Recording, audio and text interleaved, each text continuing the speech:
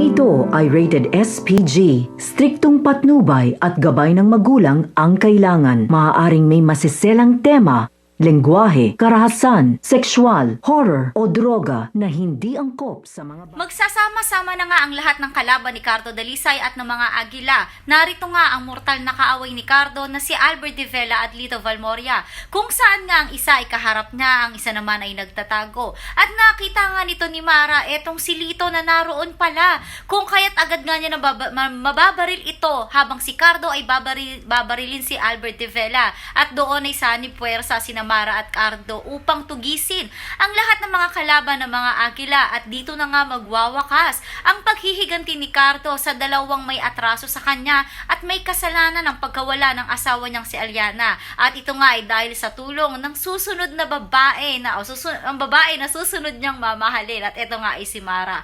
So pakatunghayan nga natin ang magiging pakinabang at tulong ni Mara dito nga kay Cardo, gayong ang dalawang tao na mortal na kaaway niya ay naririto nga sa may art exhibit. So lahat ng yan pakatunghayan nga natin dito lang sa Ang Probinsyano.